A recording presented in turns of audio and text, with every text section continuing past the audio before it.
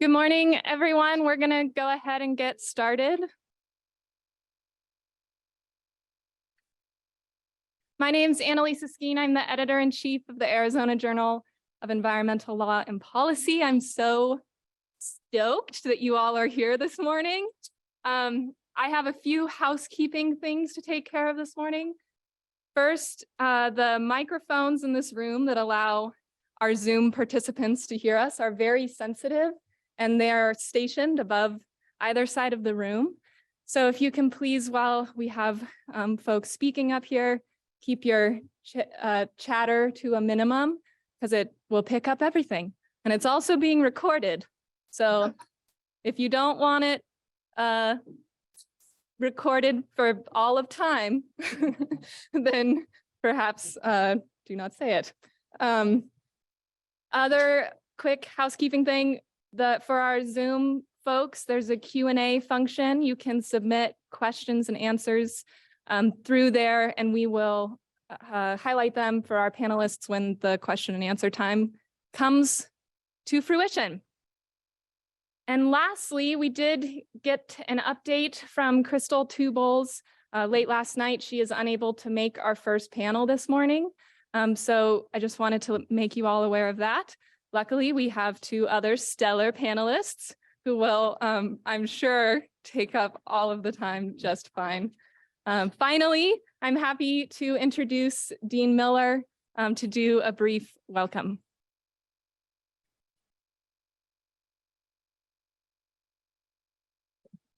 And it will be brief because we have so much great substance to engage in today. So welcome first to the students who've organized this and are here to hear it. Students come first always at the U of A. But welcome too to so many distinguished alumni who've come back and who've done such critical work in this area, to extraordinary guests, friends, and the faculty and staff who are both deeply engaged intellectually and help make events like this work. As we begin, we respectfully acknowledge the University of Arizona is on the land and territories of Indigenous peoples. Today, Arizona is home to 22 federally recognized tribes, with Tucson being home to the O'odham and the Yaqui.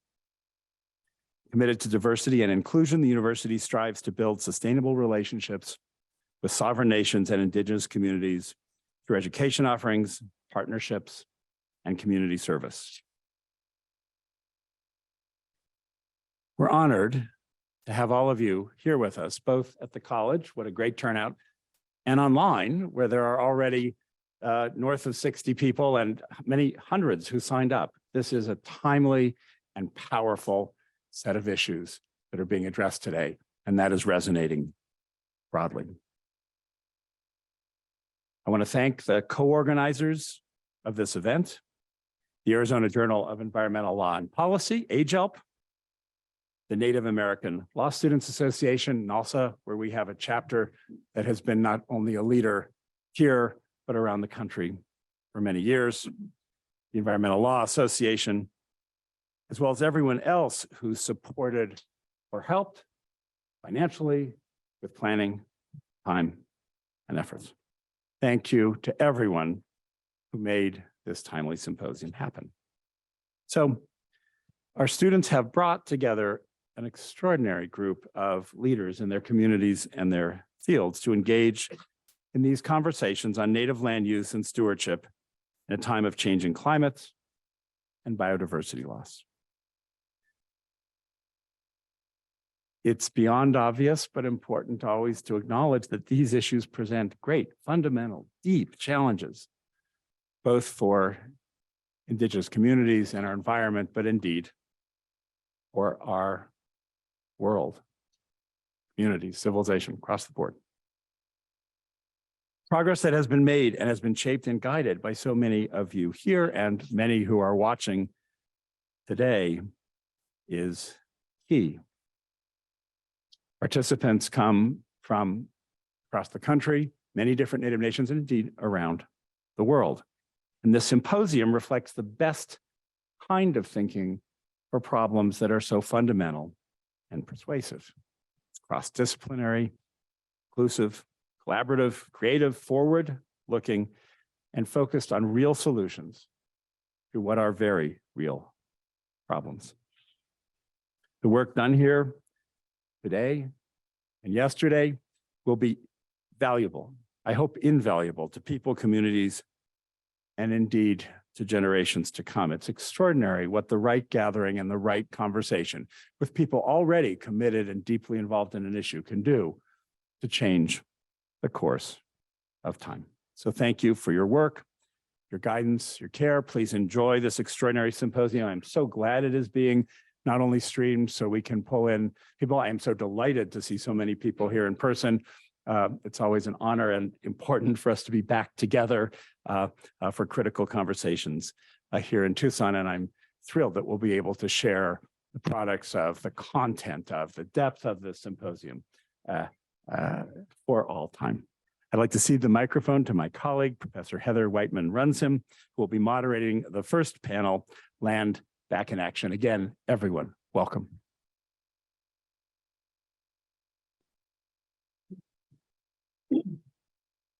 Good morning and Ichik Daluam. That means it's good to see you all here this morning. I'm glad that we're in the same place together. And for those of you online, welcome as well. Thank you to Dean Miller for the wonderful introduction and the very, very good and important words. I want to also thank the Arizona Journal of Environmental Law and Policy for organizing this event and for inviting me to be part of it and for the invitation to kick off the day. I want to commend the students on this truly fantastic program that they put together. I'm really looking forward to our day and to learning from our panelists and hearing what they have to say. Our first panel this morning, as the Dean mentioned, focuses on land back. The progression of our number of panelists reminds me a little bit of a line from one of the greatest movies ever made, Little Big Man, starring Chief Dan George and Dustin Hoffman. In the movie, the titular character remarks to his friend and occasional colleague, Dr. Allardyce T. Merriweather, that he's getting whittled down kind of gradual-like, and it kind of felt that way putting this panel together. But we are not talking about snake oil this morning. We're talking about true, good medicine, land back. We have a fantastic panel, and I'm really looking forward to a fascinating discussion with them and engaging on the important work that they've done. We're going to begin our panel with Hawk Rosales. Hawk is of Apache lineage. He's an indigenous artist, land defender, and student of nature, and he works with tribes and conservation organizations to design and implement initiatives that protect, restore, and return indigenous peoples' traditional lands and waters. He has served as the director of the InterTribal Sinkyone Wilderness Council, which is a consortium of tribes reestablishing traditional land tenure through cultural protection, education, and advocacy.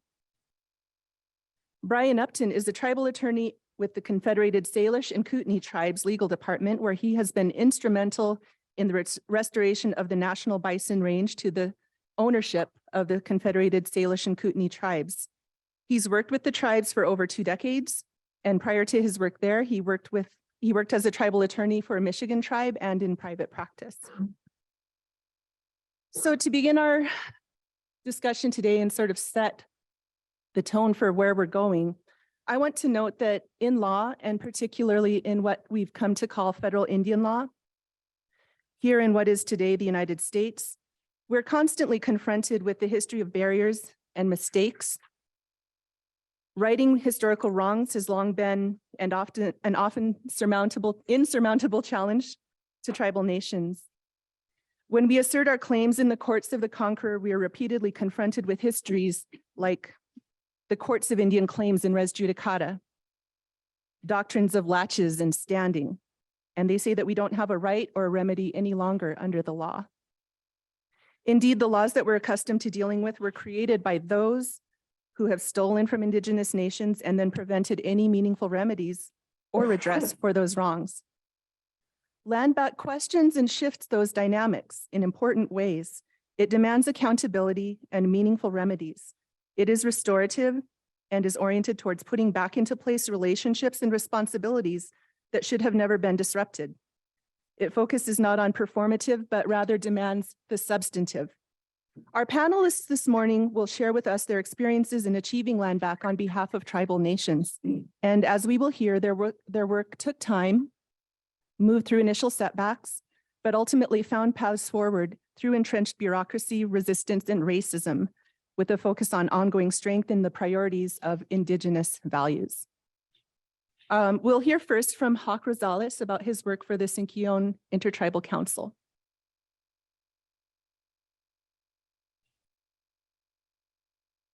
Good morning.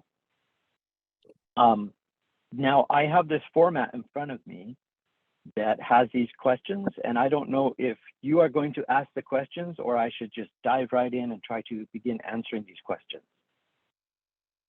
Yeah, I think if you wouldn't mind, I think we wanted to start by first hearing from you about your work, sort of a brief summary.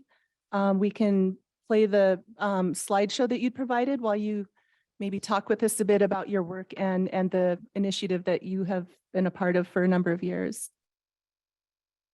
Okay, that sounds real good. We had thought about the slideshow toward the end of the panel, but I think actually now would be a better time if that slideshow is ready. I do not have it right in front of me open, but I think if you can just proceed through the slideshow and take a few seconds for each slide, it will help give people a visual sense of this landscape, these cultural landscapes and seascapes that I will be talking about. Yep, we're ready to go with the slideshow. We've got it queued up here. Okay, so the establishment of the InterTribal Sinkyone Wilderness Council. First, I want to say that I directed the Sinkyone Council for over 30 years, starting in 1990. And I was invited by local tribal community leaders to assist with this movement that was just beginning to discuss ways in which culturally important lands would ultimately be returned to the tribes for their traditional guardianship again. And it was very inspiring to me because in my youth, I had spent time in different parts of Indian country since my early teens, where there was different resistance movements to challenge what the colonist society has been imposing upon us for many hundreds of years. And so I had been watching these interactions with these communities and had been part of those, but mainly to learn.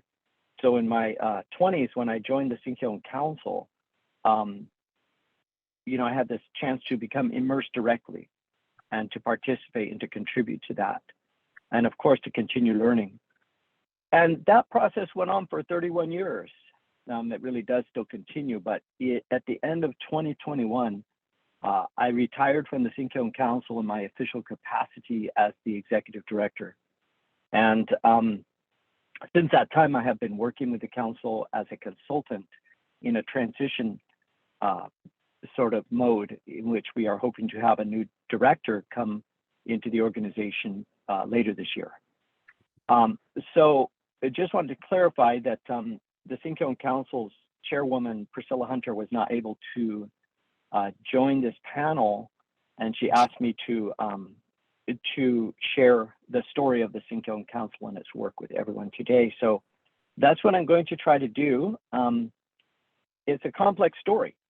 I mean, it really goes back to the beginning of time, thousands and thousands and thousands of years ago. We cannot even measure the presence of Indigenous peoples upon these lands within the non-Indigenous way of measuring years. So we say the beginning of time because the communities here and elsewhere, of course, emerged from these lands and these waters. They were created and, they were charged with caring for these places and in a reciprocal manner.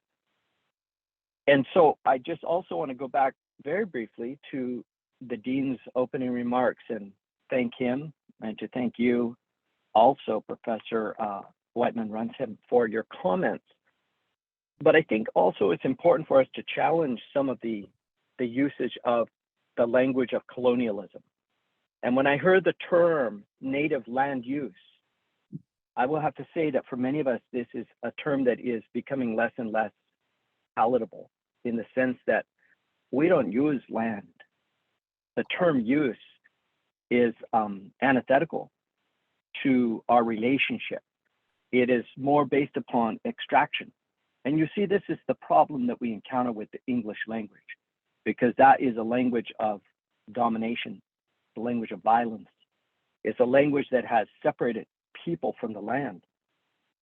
And so we need to push back and challenge those terms that we have been hearing and using for a long time, and instead adopt terms that are more, even though we have to use this English language, but terms that are more in alignment with our understandings of the universe. And so many of us now use the term relationships of reciprocity, for example, rather than land use. The Sinkyone Council was formed in the mid-1980s amidst these protests that were occurring. A lot of the back to the land non-native peoples in the 70s and 80s who had moved out to these coastal area in Northern California, they were seeing the timber industry accelerating its cutting of the old growth redwood forest. And they were trying to begin organizing themselves through civil disobedience, through different litigation efforts. And at a certain point, they reached out to tribal leaders in the region, and they said that they thought these lands were important. Their understanding was that this was all part of, what they referred to as ancestral. Many of us call it traditional because it's beyond just ancestors. It's a continuum. But nonetheless, they reached out and they began this dialogue between tribal leaders. And at that time, the International Indian Treaty Council joined in litigation on behalf of the local tribes here to sue the state of California through its agencies, the Board of Forestry, and at that time, the California Department of Forestry and Fire Protection, that's now called CAL FIRE, and EPIC, which is this environmental organization, nonprofit organization. They all got together and they sued successfully in a really precedent-setting lawsuit.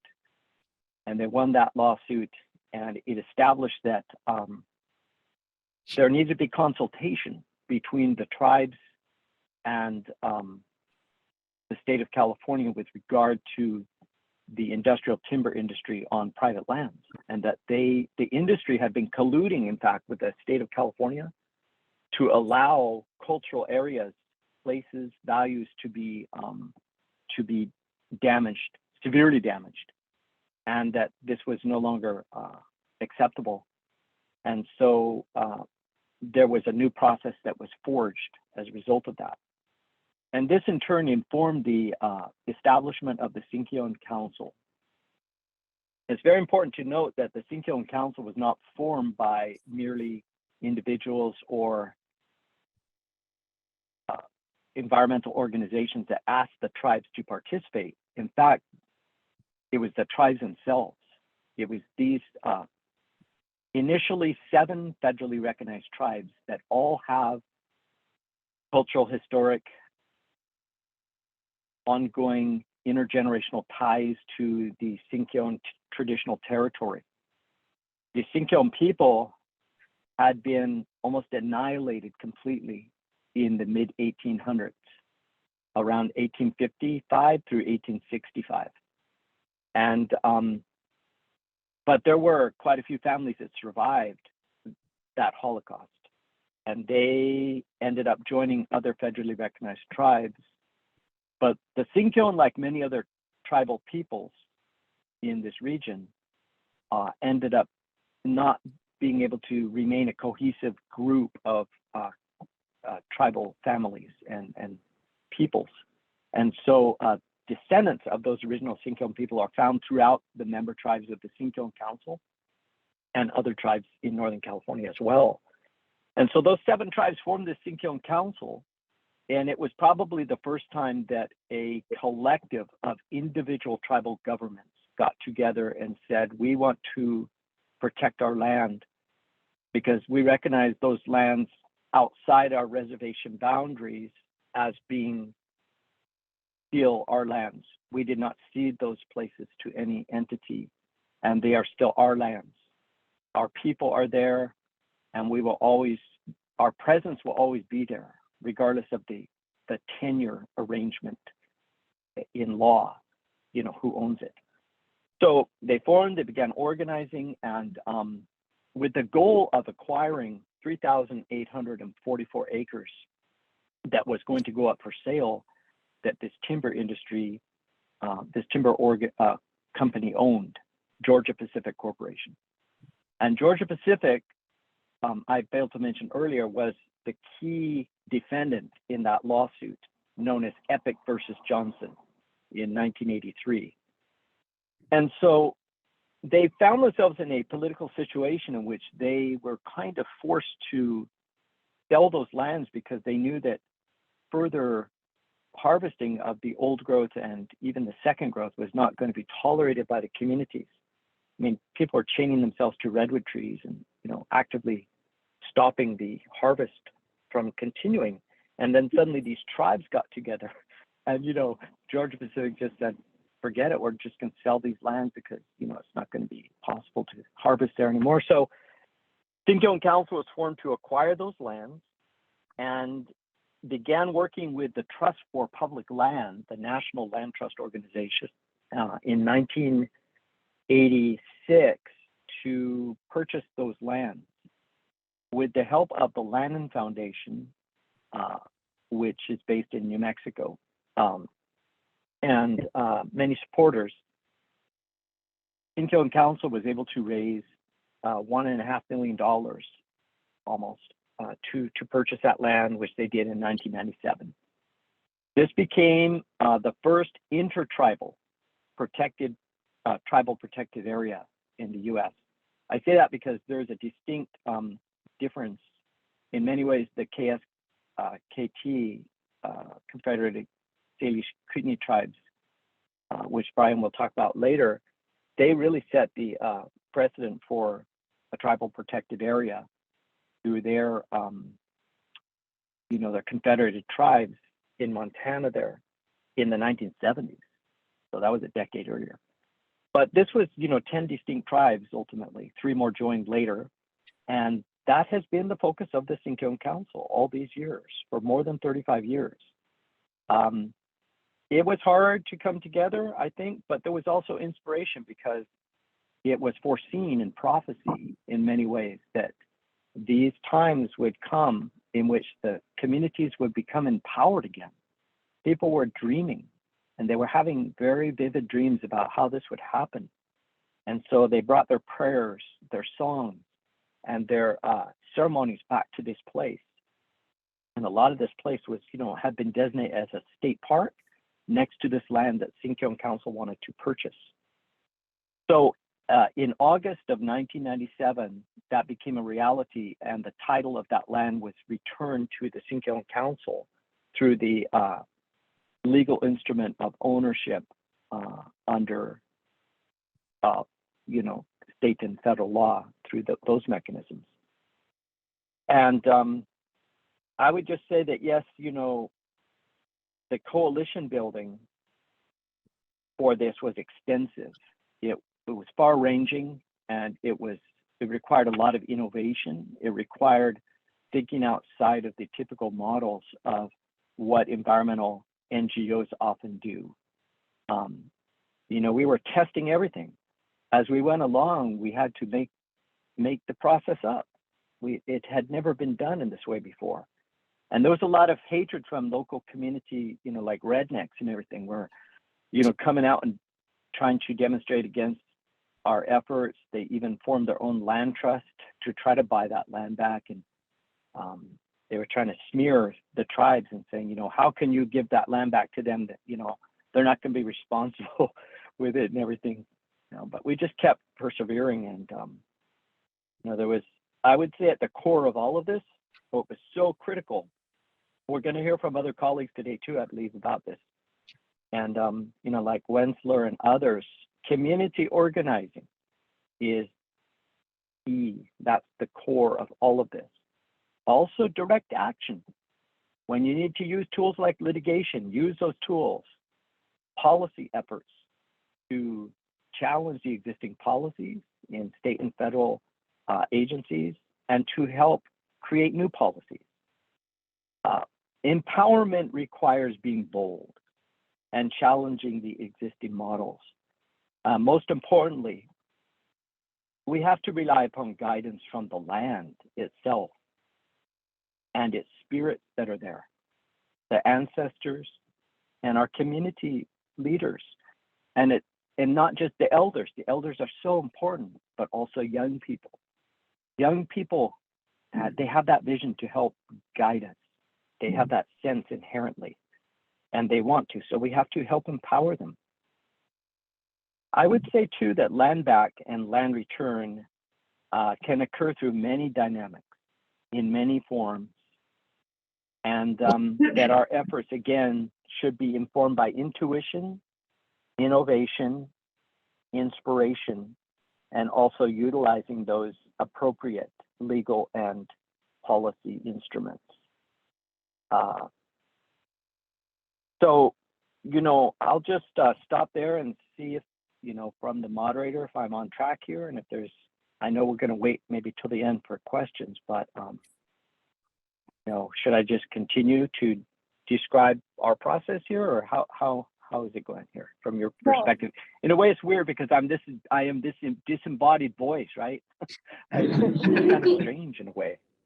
Right. No, I think that's a great point for us to pause. You've given us a really great description of the foundation of what you're doing, and we'll definitely have some questions to follow up on what you've given us already. But I want to turn the mic over now to Brian Upton to talk a little bit about the experience of the Salish and Kootenai tribes and the return of the National Buffalo Range. And then we will go on with some questions and then take questions from the audience. Thank you, Professor Ray. Will you hear me okay? Yes? Okay. A little louder? Yeah. Okay.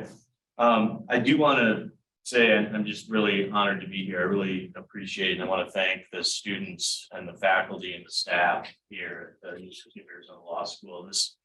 This is one of those rare events that you can really get excited about. I'm really happy to be here. I'm also really happy to be here in person. Really missing things like this over the pandemic. So thank you. And I also want to just tell Hawk that the work that you've done over decades is really impressive and really inspirational. I sure appreciate your words. Thank you. With respect to land back, the National Bison Range and the restoration of that to the Confederated Salish and Kootenai tribes was pretty unique. And I thought I would just give an overview of how that came to be.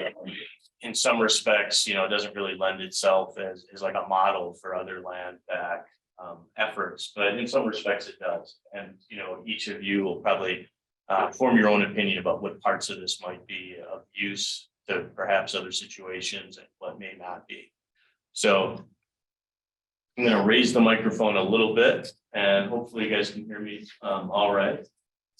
So with respect to the bison range, for those of you who don't know, the National Bison Range is right in the middle of the Confederated Salish and Kootenai Tribes Reservation, the Flathead Indian Reservation, Western Montana. And the reason why the federal government created a National Bison Range there is because they knew it would work.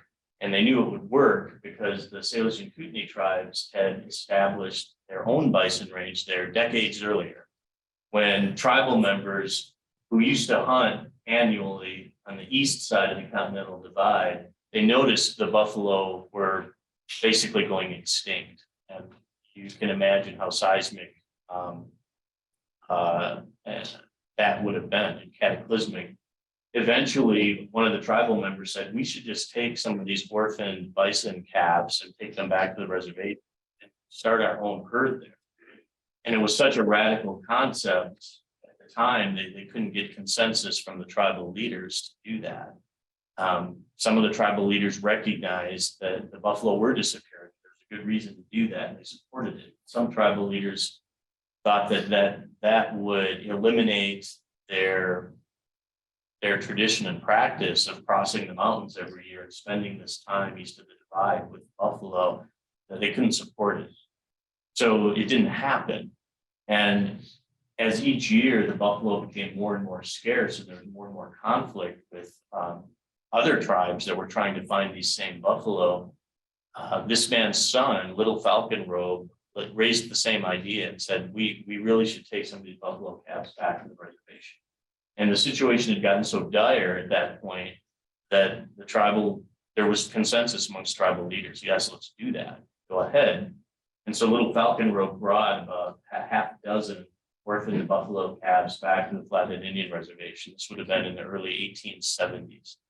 And from that, they grew what became the largest buffalo herd left in North America. By the time the 1900s rolled around, there was in the neighborhood of 6,900 buffalo ranging freely on the Flathead Indian Reservation. But because the federal government decided to pursue allotment and private ownership and encourage farming, they broke up the Flathead Reservation to allotments, and then the surplus land was going to be open for homesteaders. That's not compatible with a free-ranging buffalo herd and the fences that would be going up with respect to all of this individually owned property. So the buffalo were basically evicted in around 1906, and they were sold to basically off-reservation interests. And the irony of this whole thing is that buffalo were functionally extirpated from the northern plains, except for Yellowstone. And some of the eastern conservationists decided, well, we really need to save the buffalo. And so they convinced Congress to create a national bison range. Congress passed that law in 1908, literally just a couple of years after the buffalo were evicted from the Flathead Reservation. And when Congress did this, they were really working with a group called the American Bison Society that included Theodore Roosevelt, included other pretty prominent folks of that era. And the American Bison Society was the one that did all the footwork on this. They're the ones that they contracted with the University of Montana biologists to give them a report about where a bison range might make most sense. And unsurprisingly, he found in his backyard a place where buffalo had been thriving for his whole life. And he recommended to the federal government that they establish the National Bison Range on the Flathead Reservation. So after Congress passed this, the federal government took about 18,000 acres from the Salish and Kootenai tribes treaty reserve land in the center of the reservation and took it for themselves to create the National Bison Range. And an additional irony is that they now needed buffalo to put on this bison range. So they bought back the buffalo that had just been evicted from the tribe, from the reservation, and brought them back to the bison range. So this buffalo herd at the bison range has very deep and unique connections to the tribes, as well as the land itself, of course. So that's how this was created. And an additional, it's not an irony, it's just it's American history, but the tribes weren't paid even a fair market value at the time for this property when the federal government took it. And so in 1971, I really appreciated the reference to the Court of Claims and what that means and what it doesn't mean in terms of justice and remedies. But in 1971, the Salish and Kootenai tribes had pursued claims with respect to a wide variety of lands that were taken on the reservation, including the National Bison Range. And so there's a federal court decision from 1971 that held that the taking of a lot of those lands, including specifically the National Bison Range, was unconstitutional. It was done without the consent of the tribes, and the federal government did not pay fair market value. So the remedy unfortunately, was throw a little bit more money back to make it fair market value. And that's all the Court of Claims could do. They weren't authorized to give land back, but that's really the whole issue. That's really the whole problem. And it also lends itself to a narrative that tribes have heard recently, that the tribes were paid for this land. Why should the United States give it back?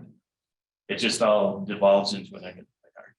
But I'm getting a little off. So I wanted you to know that this was unique, and it plays into the eventual restoration of the Bison Range, because the tribes were fortunate enough to have some of these other helpful indicia of exactly how wrong this had been to begin with, and having a federal court decision that recognizes unconstitutional action at the get-go for this was useful and supportive when you're trying to tell this story to the larger public and to elected officials. So that investment the tribes made in pursuing that litigation with the Court of Claims back in the 60s and 70s was ultimately helpful in this particular instance of land back. But after the Bison Range was created in the 1900s, the tribes were in many ways divorced from the land. They were not welcome on the Bison Range. They were not hired. They were specifically told that by the U.S. Fish and Wildlife Service's predecessor who managed the land, that they won't hire. That's on paper. That's a record. So it was the decades afterwards were very difficult. And to make a long story a little shorter, I will jump forward to 1994 when the Tribal Self-Governance Act was passed. That was the first time in federal law that a tribe could contract work outside of the Bureau of Indian Affairs within the Interior Department, try to do that work itself. And the law was structured in a way that the tribes had to demonstrate either a geographical, a historical, or a cultural connection to this federal program they wanted to contract. And the National Bison Range is obvious, and tribes' connections on all three of those fronts were obvious.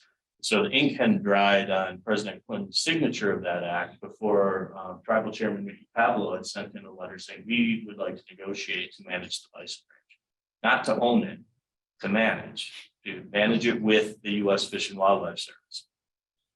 And that was not well received by the U.S. Fish and Wildlife Service. It became a turf battle. There was a lot of the things that Professor Whiteman and Hawk had already mentioned. These are common dynamics. We also had a very vocal, very active anti-Indian crowd that had the ear of at least one of Montana's senators, and created a lot of difficulty, a lot of disinformation, and a lot of negativity in the press and within the public conversation about all this. So there were really difficult times. In the first 10 years of the tribe's efforts to try to participate in the Bison Range were marked by all of that. The tribes eventually were able to get a self-governance agreement in 2004 that went into effect next year. And it created the situation where the tribes had half of the staff at the Bison Range and the other half were federal Fish and Wildlife Service staff. We didn't want the tribes there. And that predictable dysfunction occurred, and federal staff did a lot of work to try to create a record saying the tribes are really doing a poor job. And unfortunately, the Salish and Kootenai tribes have such a great record of good management, good natural resource stewardship, and just good work that was kind of eyebrow raising to a lot of people in Western Montana anyway, that knew the Salish and Kootenai tribes work in natural resource stewardship. It was hard for them to know what was going on. You have a government agency and folks saying they were doing a really bad job, but that's really not been most people's experience with Salish and Kootenai. So it was difficult for the tribes to really try to fight that and to counter it, because the tribes were working well with higher level interior officials who wanted this to work. The lower you went down towards the regional office and the staff field level, those folks did not want the tribes there. So there's a lot of dysfunction on the federal side too, and trying to manage that was difficult while trying to also give as good of information as you can to the public. It was difficult. The tribes went through 2 iterations of agreements, both of which ended prematurely. The first because of the staff resistance on the federal side. The second because a federal court found that the U.S. Fish and Wildlife Service didn't adequately comply with the National Environmental Policy Act when it signed the second agreement with the tribes at the Bison Range. So the tribes negotiated a third self-governance agreement, A12, and demanded that the Fish and Wildlife Service do a robust environmental assessment that could withstand litigation, so the tribes wouldn't be ejected from the Bison Range a third time. And the Fish and Wildlife Service dragged its feet on that. And we had people we could work with at the Fish and Wildlife Service at this time. We had some good folks there. The tribe's relationship with the Fish and Wildlife Service evolved on an upward trajectory throughout this time, through churn of different federal officials and staff, just through more active support from higher levels of the Interior Department and some of the individuals involved. The tribe's relationship with the service has been very constructive since, and it's now really good. I want to just make sure people know that there's a lot of good people there. But at the time, the service just wasn't really moving forward with this environmental assessment that we needed to do before we could sign an agreement. And after 3 years of waiting, the tribes, we sat down with, we don't really trust you anymore, and you could sign the agreement tomorrow, but we aren't going to go put our people out on the range, not having a high level of trust. And this kind of surprised them, but that was the state of the affairs, and the tribes had to do what was in our best interest and in the people who would be working there in their best interest. So that's what happened. And mind you, I also need to make clear, at no time during this process had the tribes ever asked for the land back. That was never part of the conversation. All the tribes wanted to do was to reconnect with those buffalo on that land and help manage it. But after we pulled the plug on any further waiting for the U.S. Fish and Wildlife Service to do what they do, the tribal chairman at the time, Vernon Finley, got a call from then U.S. Fish and Wildlife Service Director Dan Ash, saying, "Hey, could you come to my office in BC? I'd like to meet with you to talk about bison." No other detail, which is pretty unusual. So, that raised some eyebrows. But of course, the chairman went back. I accompanied him to Washington. We were brought into this room with Fish and Wildlife Service Director and like 24 other people, assistant secretaries and assistant directors, solicitors, all sorts of folks. And Dan Ash, the director, said, we've been working, trying to move forward with the National Bison Range for 2 decades. And we just don't seem to be able to turn the key. Would the tribes like to have the Bison Range back? Would you like a return? And the chairman said, "Yeah, I think the tribal council would like that very much." And that had to be done legislatively. It couldn't be done by the administration unilaterally. So basically the message was, we can't do this, we need Congress to do this, but we are supportive of that. And let's get that done together. So the tribes drafted legislation, and there was less than a year left of that particular congressional session. So it was a tall order to try to get that introduced that year. One of Montana's congressmen wanted some public involvement in this, public involvement with this information, and asked for the tribes to hold public meetings. So we did that, and we actually held a comment period for the public where we posted our legislation, our draft legislation online, and took comments. We revised the legislation. We posted responses to all the comments we got, and we asked the Montana congressional delegation to introduce this, what was called the National Bison Range Restoration Act. And they did. So there was only 2 months left in that session when we asked for that introduction. And I don't know whether perhaps one of the delegation wanted to introduce it but didn't want to do it alone, trying to get others to join. Don't know the mechanics of it. But what did happen, and this is also one of the, I guess, fortuitous things that helped make this happen. At the same time, all of this is going on, the Salish and Kootenai tribes were developing, they had secured a water compact, a settlement of the tribe's water rights with the state of Montana and with the United States administration that needed to be ratified by Congress. And as part of that ratification, as is typical with Indian water settlements that most of you know, not only will they adopt the regimen for water rights, but they will also settle damages that the United States incurred by mismanaging the tribe's water for the last 150 years. So that legislation was going through and it had strong bases of support because everyone understood the Montana congressional delegation, many other people, administration, many people in Montana, the governor, the bulk of the legislature. They knew that had to happen. So that was moving forward, and that became the vehicle that the National Bison Range Restoration Act was attached to. And that ended up passing in December of 2020. So that, as of the day that was signed into law, the Bison Range was restored to the Salish tribes, which is really gratifying to see.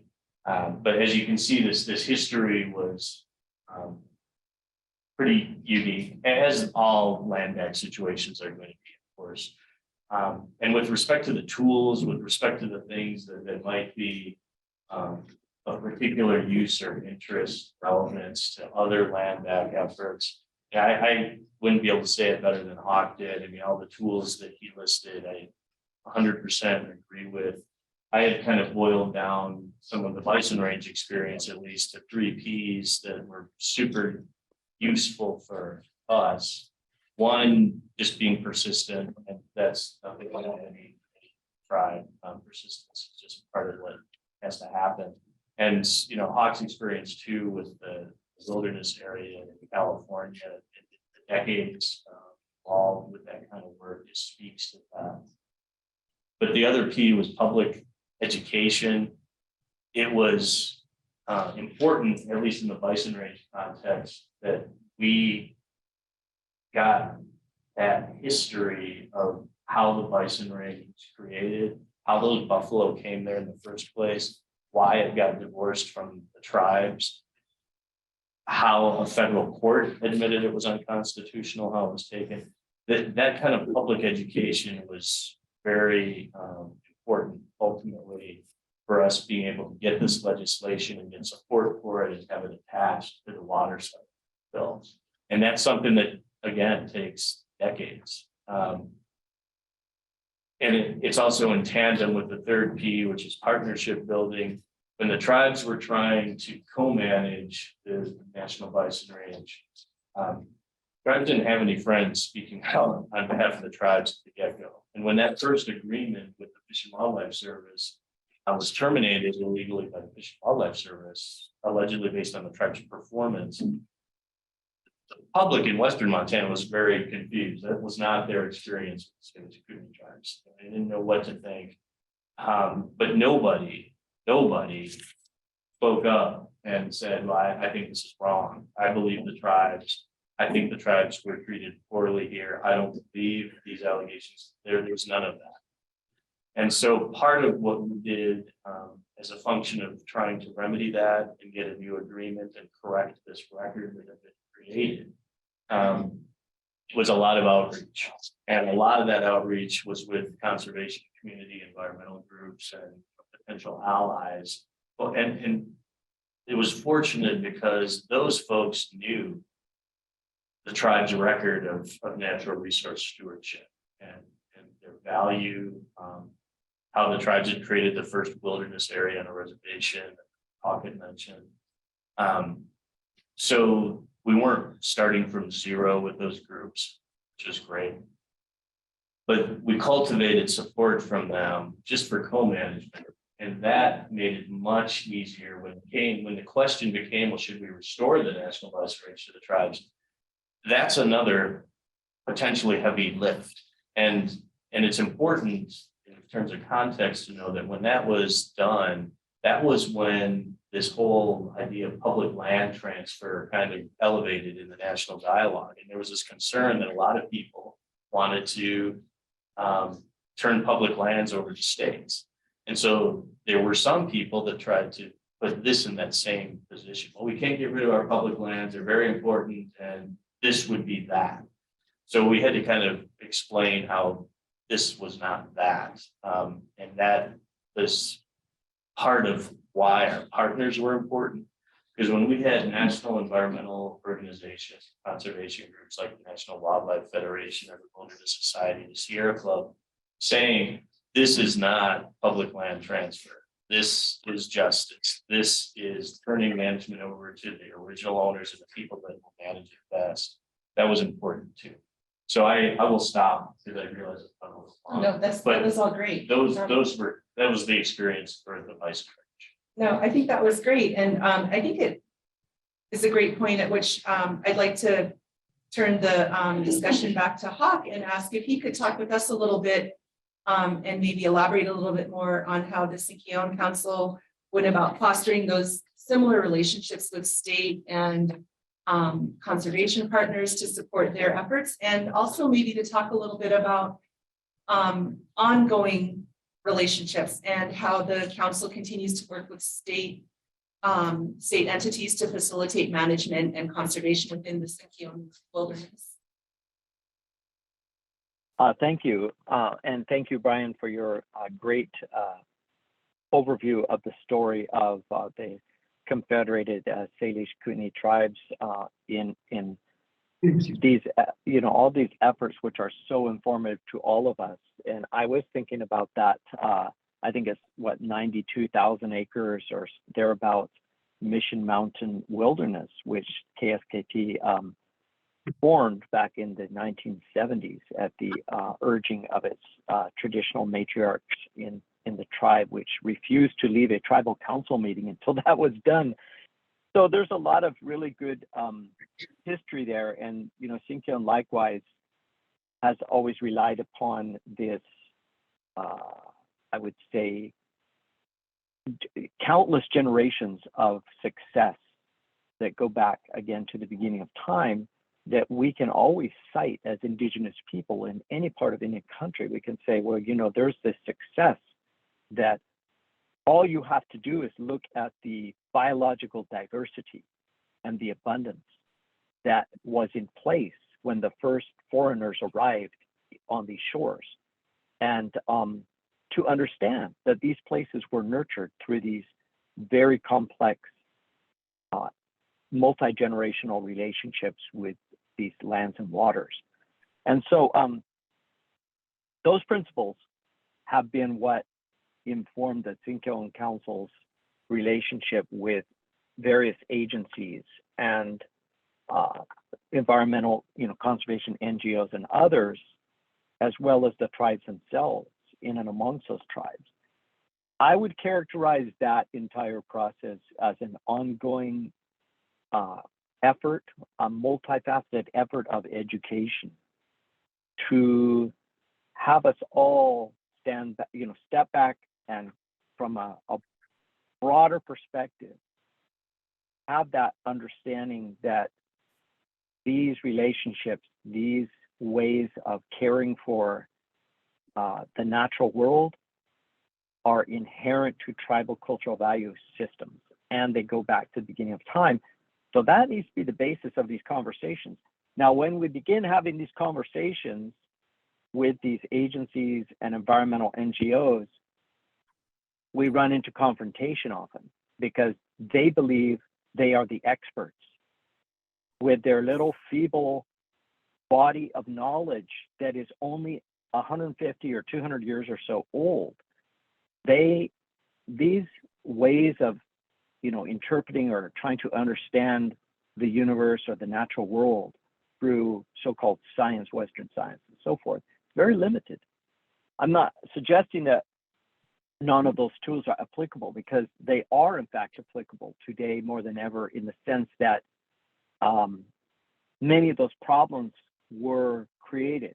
The environmental disasters and catastrophes, the existential threats that we are now all facing, in most cases were created by this lack of respect and this idea that humans can continue extracting without any consequences in an unlimited manner. And so, you know, that has been always the way that Sinkyone Council has and continues to engage with the agencies, with allies, is to educate them about that preeminence of tribal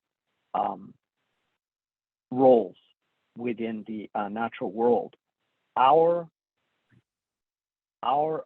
duty is to care for these places, to be the guardians of them, based upon, you know, these extensive bodies of not just knowledge, but of understanding, and then taking action upon that understanding, to be in constant communion and relationship with these places, to ask nature what we should do. This is what our forebears constantly were in conversations with the plants and the animals to receive guidance on what we should do, how we can work together. And so we had agreements with all of these different species and communities. And those agreements, of course, over time have been disrupted because of the settler colonial dynamic that has occurred. But we can reestablish, we are reestablishing those relationships and that dynamic of communication and that guidance from nature. This is what is going to provide us with the ability and the hope that we can actually make a difference, and we can prevail in these very challenging times of conservation, climate, wildlife crises that are they are affecting all of us, everyone, all communities, not just Indigenous. So, you know, conservation NGOs and even agencies, they can learn to become true allies to tribes, but there has to be this process of diligent learning and meaningful and honest engagement with tribes through consultation and other processes, to learn about what tribal needs and interests are, and then to support tribes in ways that the tribes want and need these entities to support us in.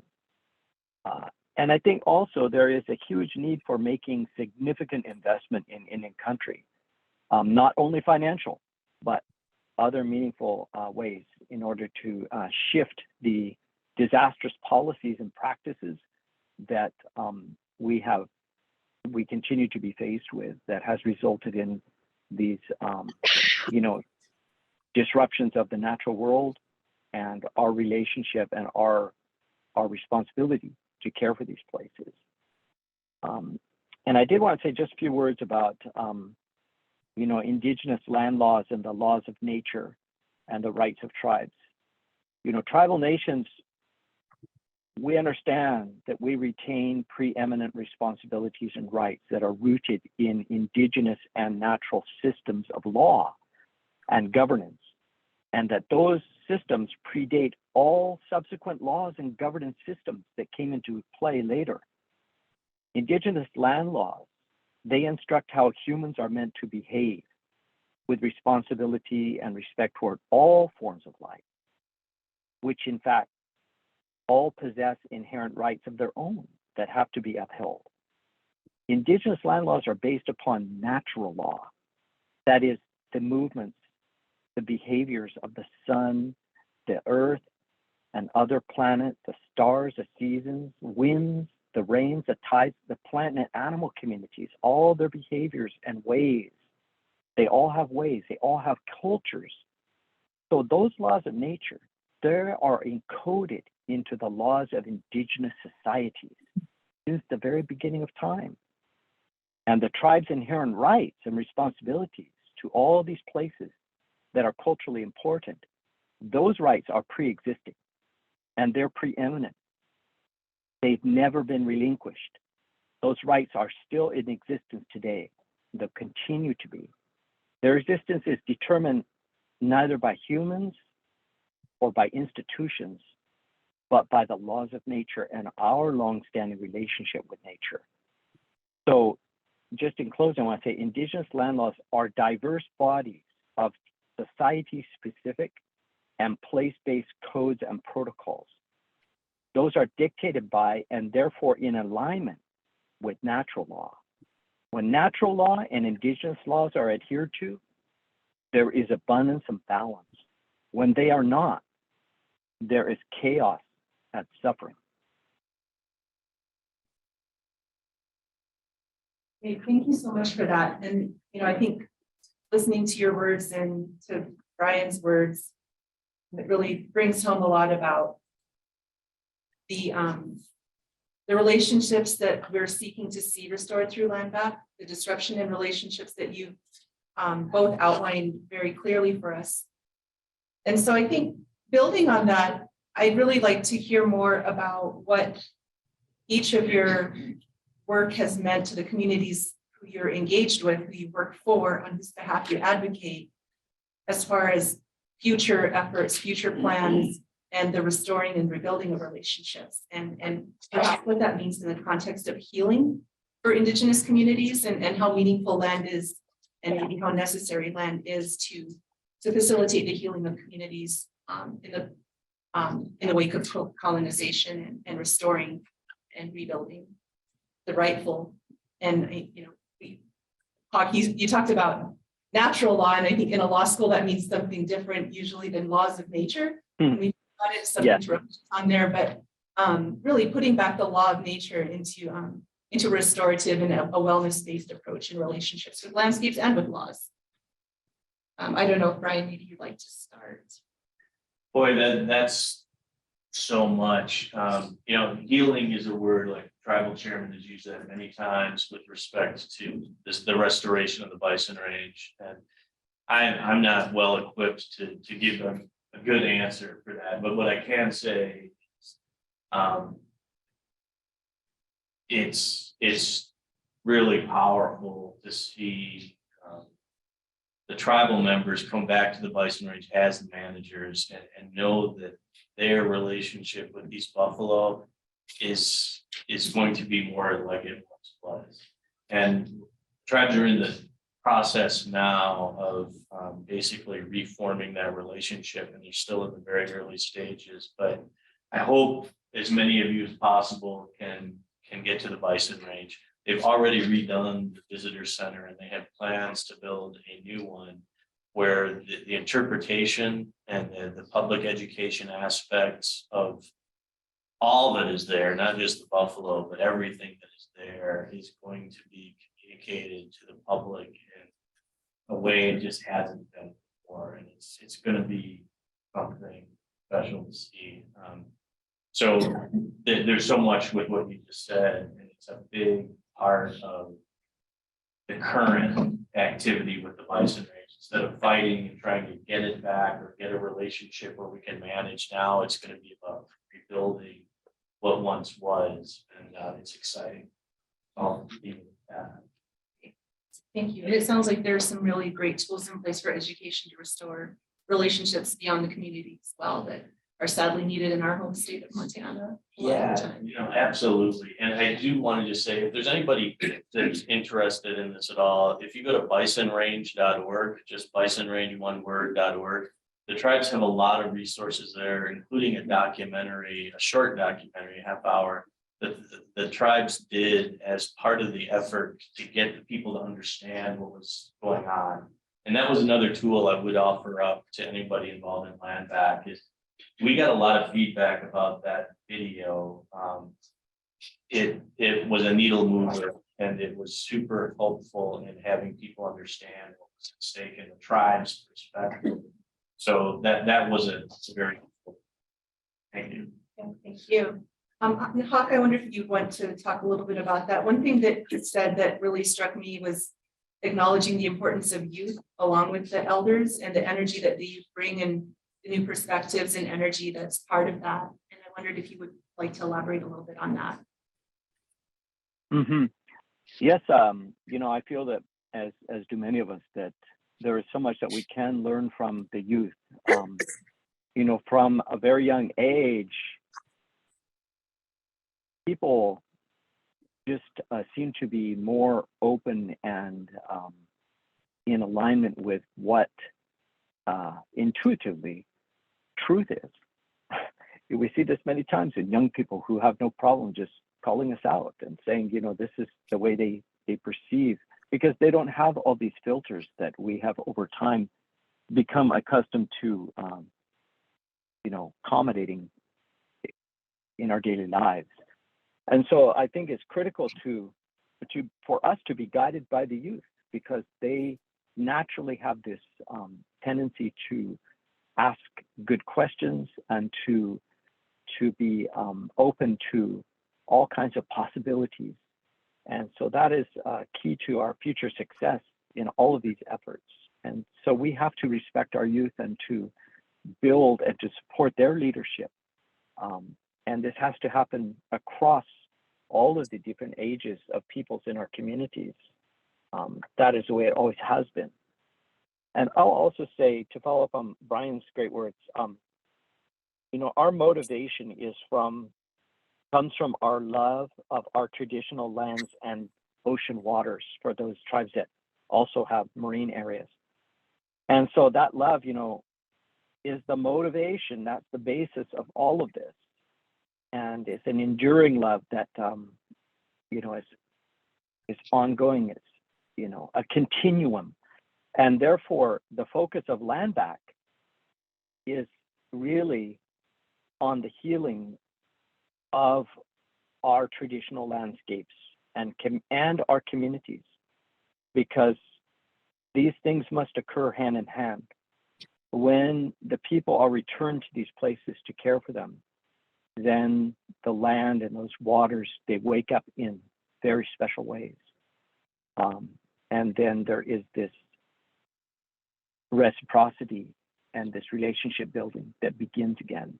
And that is crucial for the healing of not only these ecosystems, but our communities. And that is why tribal leadership is so critical for the success of these efforts, to have tribes at the forefront of these so-called 30 by 30 and other, conservation efforts, is that we must be there to define what these efforts are going to be. We're not just mere partners. We're not stakeholders.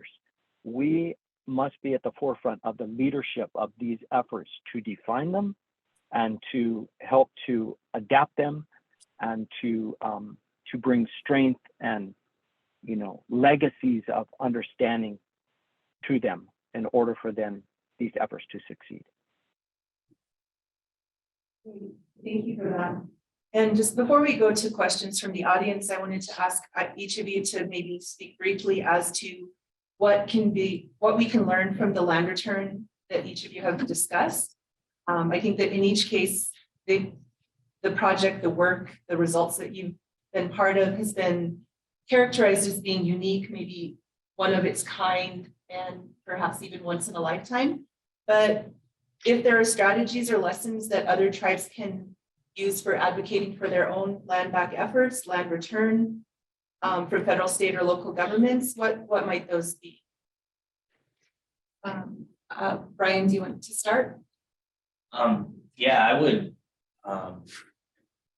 It was really gratifying to see so much public support for what the tribes are trying to do with the bison range. That was really good to see. That wasn't something that was really out there 30 years ago when the tribes started this. But I also want to recognize something that I think is really important. The tribes were fortunate enough through most of this process to have real allies at the top levels of the Interior Department. And whether it was Democratic or Republican, it really wasn't a partisan issue. It was a huge blessing for the tribes to not have to deal with that. Folks really saw the merit of this at the high levels and supported what the tribes are doing. But that leads me to I really think we need to take a moment here. This Interior Department, this administration is unlike any I have ever seen. And I would call it seismic. I mean, the number of allies, number of tribal members we have, leadership positions in the Interior Department, as well as other places, is phenomenal. And the people are phenomenal. The things that they are accomplishing and are trying to accomplish, the priorities they're making, like Dorothy Firecloud spoke of yesterday, it makes such a difference. And, hopefully this is an inflection point and there's more of this going on. But I mean, it just makes such a big difference for people in the federal agencies to know that their tribal liaison office, their tribal relations, the issues that they have with tribes are no longer in a gulag somewhere where, if you get time for it, you might pay attention to it if you're interested.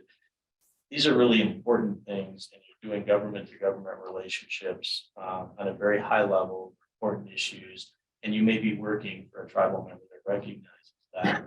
That's all on the table along the way that these never applies. And so that gives me a lot of hope, and it's just really been something to see. And so I just wanted to take a moment to write. Thank you for that. And Hawk, any thoughts that you'd like to share as far as lessons learned and shareable strategies or thoughts with other tribes? Yes, I think that we need to always make sure that we keep at the forefront these foundational principles and values, and make sure that we don't lose sight of the preeminence of the sovereignty of these of all the tribal nations that are leading these efforts, whether this is through the mechanism of a tribal organization or a tribal community effort or whatever. Let's keep sovereignty at the very forefront, and let us learn more as we go forward amongst ourselves what is meant by sovereignty, because within the context of all of the challenges that we face in working with different governments and agencies and systems of law, we have to really understand and implement sovereignty within the context of traditional value systems. And we must never lose sight of where we are from, and that the lands and waters are our identity.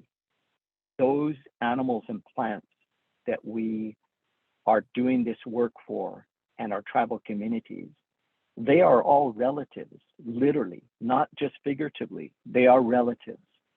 And we are in the process of reestablishing those relationships. And so that is so critical to all of these land back efforts, that we understand and keep at the forefront these core principles. And then also that we share some of the core principles, but we make a distinction on what, tribes are very good at saying, okay, we're not going to share this, but we will share this. So it's those core principles about caring for the earth, rather than specific cultural knowledge, because a lot of that knowledge is very, needs to be kept confidential and within those tribes, communities, for their own practice of those ways. But the principles that are the foundation for our beliefs, our understandings, our relationships, those can be carefully shared so that others can benefit from that and change their ways of engaging with nature as well.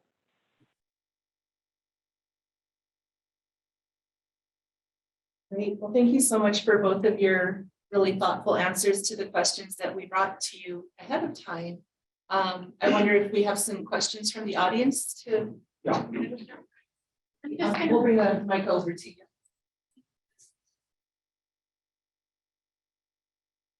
Yes. Chez Sean Mulford in the share. Got this on the ship. My dash is the bushes chain. Boss chain that should chain. Hot sort the eight that should another. Welcome everyone. Thank you for the young people to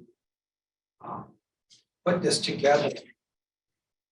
It's important that they continue to look for the correct path forward as young people, because the trajectory that we're on, the path that we're on right now is headed in a bad place.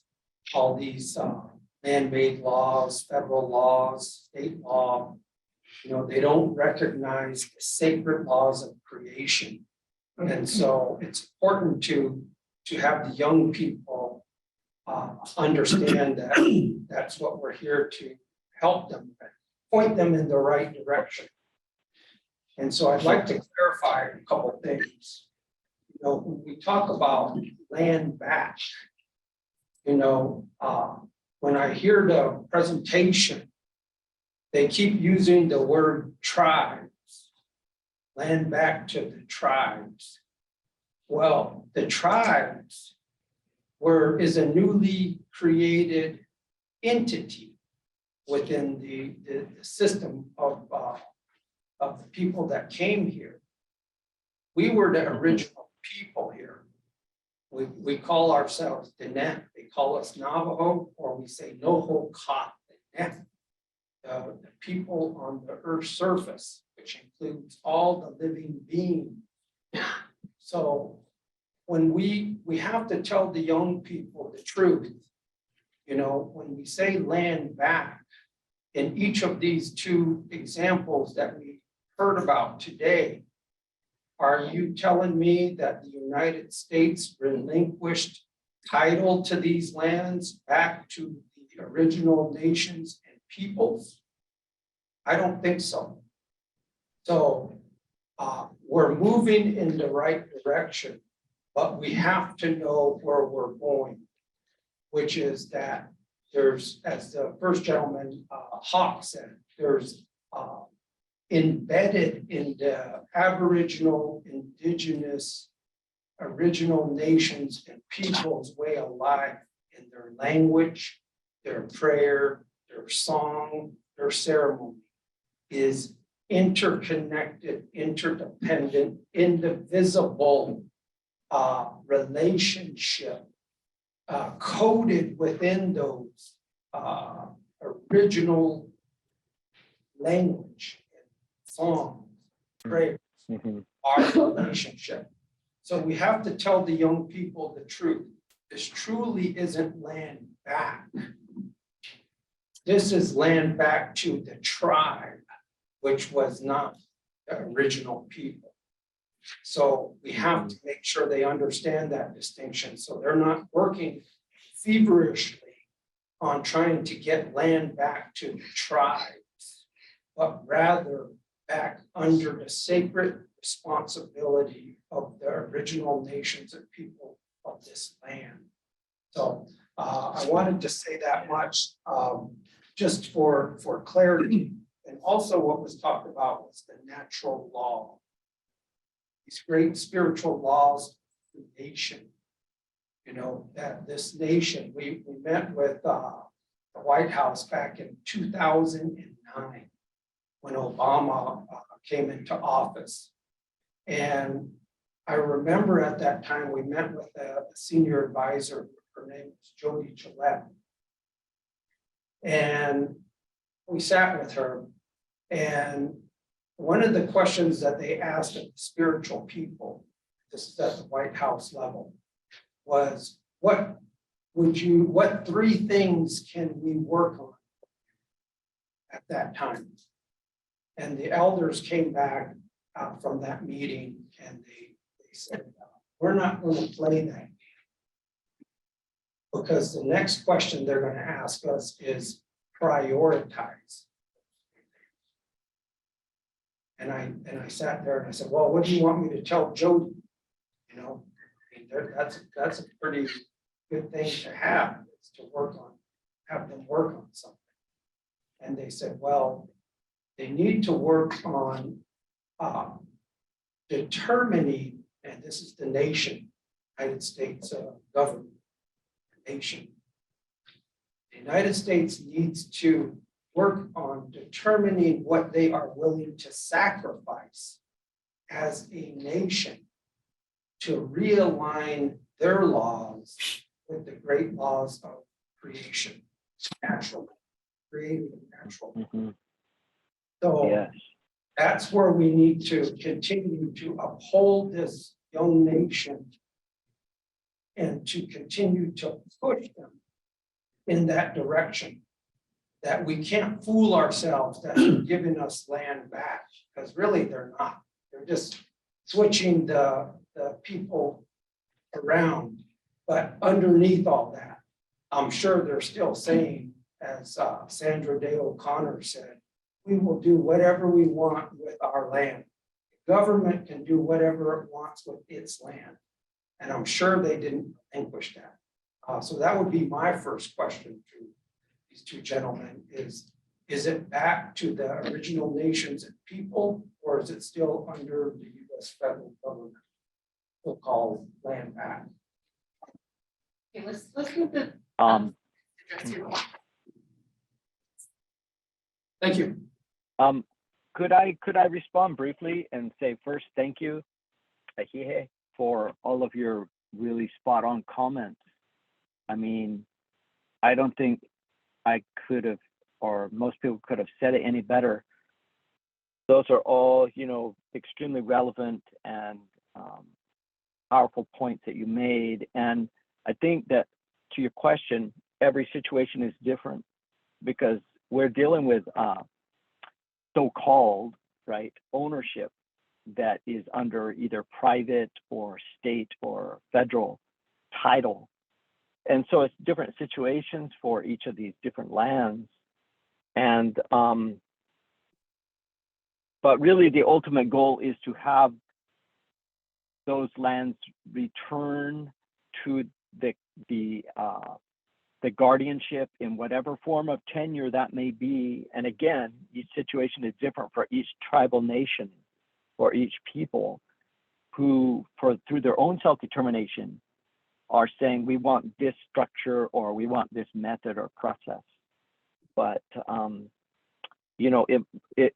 it really, in many situations, it is advantageous for that legal title to be reinstated and vested back into the tribal nation, or in some cases, tribal organization, if that organization is representing tribal peoples legitimately.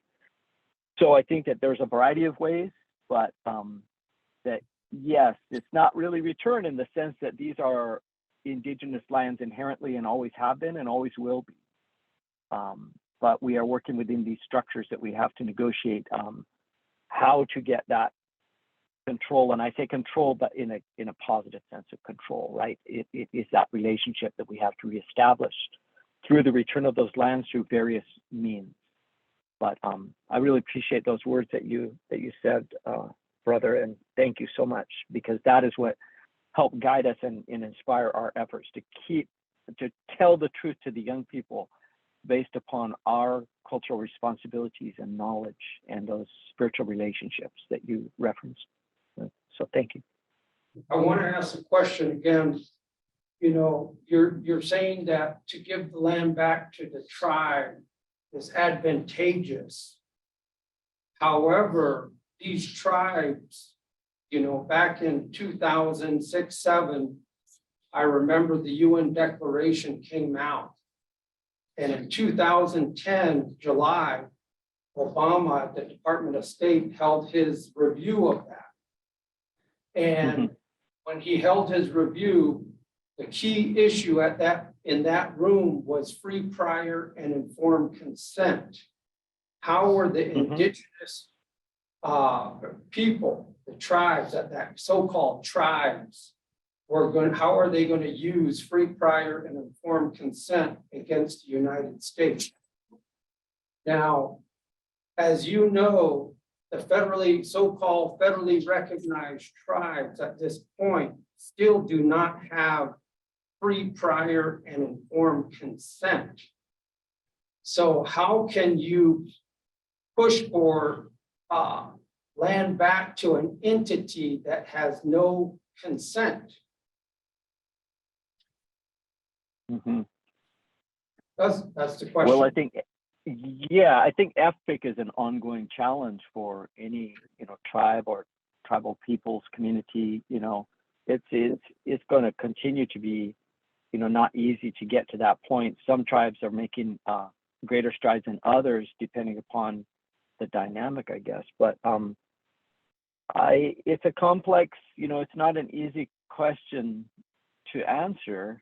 I think that so many different aspects come into play, but I think we just have to do the best that we can in any situation to have that land return, so that the tribes themselves are ultimately the decision makers again on how those lands are cared for. And hopefully that's going to be within the context of traditional value system. But of course, as we know, there are some tribal governments that has not been a priority for them. And again, this is where, of course, colonialism has come in and, has imposed those structures, those governments within tribes. Those are, in many cases, as you had inferred, those are foreign structures that are not in alignment with traditional value systems. So we've got a lot of challenges, and I just feel like with these approaches that we are examining, discussing, and learning about from each other, that we are all learning more effective ways as we go forward, that we can utilize all these truths and the information that you and others are sharing with us today.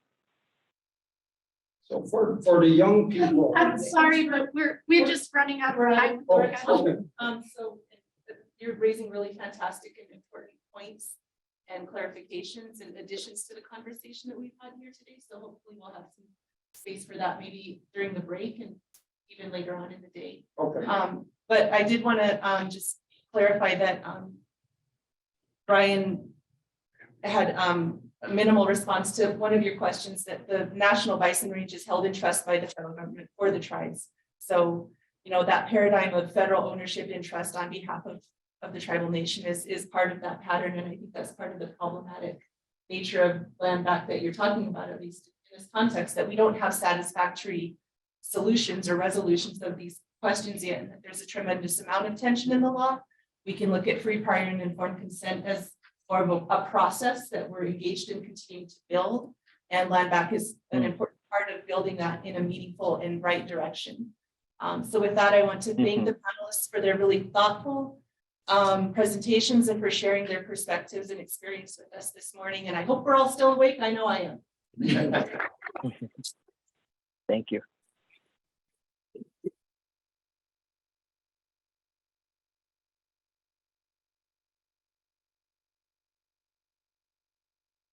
So we will be taking just a 10-minute break. So we'll be starting back here at 10:45 for our Protecting Sacred Sites panel, which is going to be amazing.